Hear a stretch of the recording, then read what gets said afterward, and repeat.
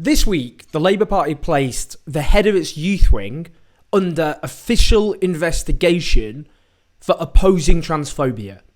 And then, after an outraged backlash, they were forced to U-turn. Now, you probably think I'm exaggerating here, maybe. Overdoing it for partisan gains or because of the never-ending internal war of the Labour Party. I'm not. What I've just said is just an objective reading of the facts. Now, I usually freestyle, but I've got some notes here. Got to make sure I got it all right. So, this is what happened. 1 a.m. in the morning, Jess Barnard, the brilliant chair of the youth wing of the Labour Party, Young Labour, received an email from the department of the Labour Party that deals with complaints, with disciplinary matters against members. A notice of investigation. That's what it's called. Now, it was replete with spelling mistakes and errors. It accused her of posts violating the rules on Facebook and then attached posts from Twitter. Good to know that they know what they're doing. Competent bunch. The grown-ups truly are in charge. Now, what were these terrible crimes she was accused of? I'll read the 2 tweets that were the basis of the action. One in which she said, expect better from a Labour representative. These accounts stalk, harass, incite hatred and abuse towards trans people. Why on earth a Labour council would defend them is completely beyond me. There's no fishing for anything. I just won't be intimidated into giving transphobes energy. That's the tweet. That's it, by the way. 2, competition time. Guess how many TERF, that's trans exclusionary radical feminist, accounts I had to block today. Closest guess gets to pick a charity supporting trans people for me to donate some of my council allowance to Red Heart. Voting closes in 24 hours.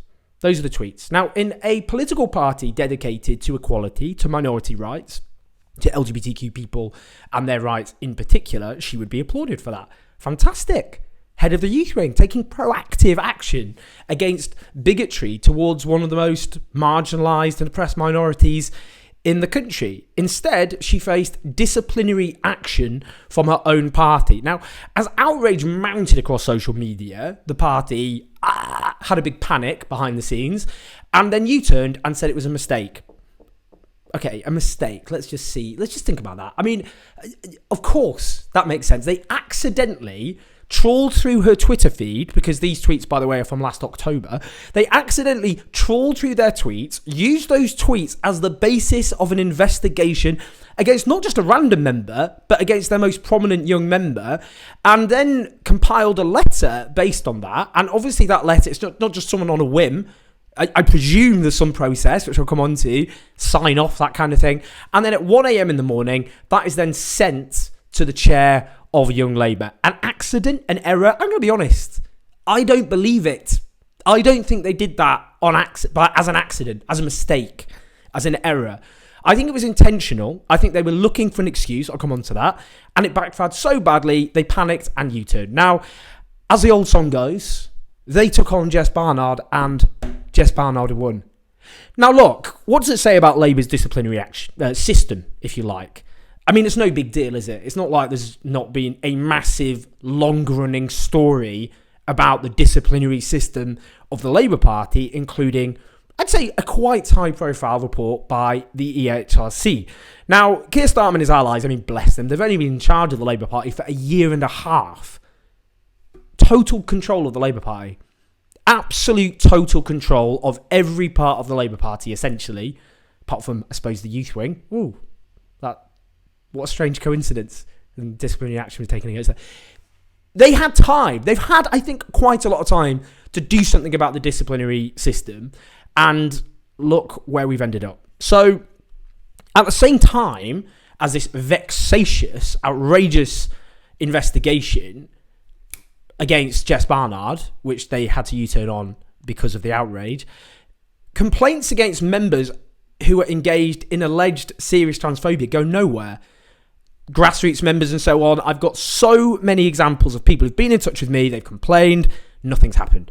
Now, there is a very high-profile case, and that is of Rosie Duffield, a Labour MP who is accused of repeated alleged transphobic conduct, including repeatedly liking transphobic tweets. There's no question they're transphobic. I know people might go, well, who hasn't liked a tweet by accident? I have. And I've apologised for accidentally liking tweets. In her case, it's just constant Hundreds and hundreds and hundreds of tweets by anti-trans activists, including accusing trans people as cosplaying as the opposite sex, which is when people sort of dress up to pretend to be something else, and sharing pieces referring to a transgender thought police. Now, LGBT Labour, specifically, now they have repeatedly demanded the Labour leadership withdraw the whip from her. Now, for those of you thinking, well, maybe that's a bunch of lefties looking for an excuse to go after MPs, LGBT Labour is run by loyalists to the Labour leadership. They're not Corbynites, they're not on the left of the party, or even close. Now, despite the wing of the Labour Party, which is there to represent LGBTQ people, the Labour leadership has simply ignored them. Earlier this year, Keir Starmer shot a campaign video at a church which supports conversion therapy, which is a form of torture against LGBTQ people. A shadow cabinet member went on TV and defended it. And then they only U-turned when, after days of silence, despite a shadow cabinet member actually defending it on national television, because of the outrage. And then they refused to take action against Stephen Timms, a Labour MP who has repeatedly voted against LGBTQ civil rights, including equal marriage, who responded to the leader's apology by congratulating that church, just trolling LGBTQ people. No action taken. Other Labour MPs, such as Lord Philip Hunt, using Twitter to congratulate a book agitating against trans rights. So what we've learned is the Labour Party will try to hound a young working class woman on the left using Twitter to confront transphobia, while protecting politicians who use their platforms to agitate against LGBTQ rights. What does that tell us about the Labour Party today? I mean, if there was one thing that was supposed to unite the Labour Party, I think we all know there's quite a few differences within the Labour Party. I think we're all aware. But I think LGBTQ rights were supposed to be something that was unifying. You know, whatever criticisms you may have of the New Labour period, I have many, they did a good job on LGBTQ rights. They advanced legal equality for LGBTQ people. And now we have a situation where the official LGBTQ wing of the Labour Party, which is loyal politically to the leadership, is repeatedly up in arms and ignored, where the head of the youth wing faces harassment by the party machine for opposing transphobia, and action is not taken against serial offenders who are accused of serial transphobic activity. What is there even to say? I mean, it's so grim and bleak. And the point I was making earlier about they were looking for an excuse in terms of Young Labour is because Young Labour politically champions left-wing policies at home, believes that Labour should stick to abolishing tuition fees, oppose cuts and offer a radical economic agenda to transform society, as well as supporting justice abroad, not least supporting the just claims of the Palestinian people for emancipation from a brutal and illegal occupation. All of that has put the Labour Party's nose out of joint, and they are senior Labour figures briefing to journalists that they want a showdown with Young Labour at Labour Party conference to show everyone the grown-ups are in charge. So they want to go to war with their youth wing. They want to treat them like militant in the 1980s. Now, this is a broader point because what I think is happening is the Labour leadership, who are trying, I suppose, to throw everything at winning over those they regard as socially conservative older voters. They haven't made any inroads with them whatsoever, by the way, in any meaningful way. But they are willing to just throw younger people with their progressive social values under a bus, including younger people who statistically are far more likely to support, I suppose, the Labour left. The polling shows that younger people would prefer Corbyn as leader of the party rather than Starmer, for example. And on social issues, they're far more progressive, not least trans rights and article of faith. Now, the Labour Party is increasingly making clear they don't give a toss about young people. And they're willing to go to war against their youth wing, including trying to stitch up their chair for opposing transphobia.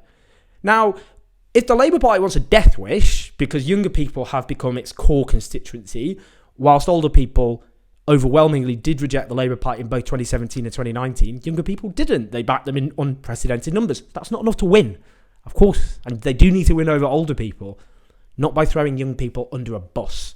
And that's what they're doing. They're showing contempt for younger people who believe passionately in opposing bigotry and oppression and want an economic alternative, which is unsurprising given young people have been hammered and battered for over a decade with the financial crash, with austerity, and during the pandemic. Again, they had to suffer the worst economic and social consequences whilst protecting older people. They should be regarded as heroes for their sacrifice. But the Labour Party isn't willing to champion them or fight for them. This war on LGBTQ people and younger people has to end. The Labour Party has to show that it is not the enemy of LGBTQ people, which at the moment it's not showing, which is outrageous. And the fact now my Twitter feed is full, for example, of young LGBTQ people, specifically young trans people, quitting the Labour Party in horror and disgust, whilst the Labour Party embraces the like of Trevor Phillips, for example, whose action against him for alleged Islamophobia repeatedly, he was just let in. What does that tell us? It's pretty grim. So the Labour Party has to be forced, kicking and screaming, to oppose bigotry and to fight for younger people and that doesn't, as I've said, building a broad electoral coalition does not mean throwing minorities and the young under a bus. And I have to say this about those masters of the Labour Party who run it today, that LGBTQ people have defeated far more impressive, less mediocre, and stronger people than you. And if it comes to it, you'll lose badly. And I think history will be a pretty bad judge. It's up to you, isn't it, really?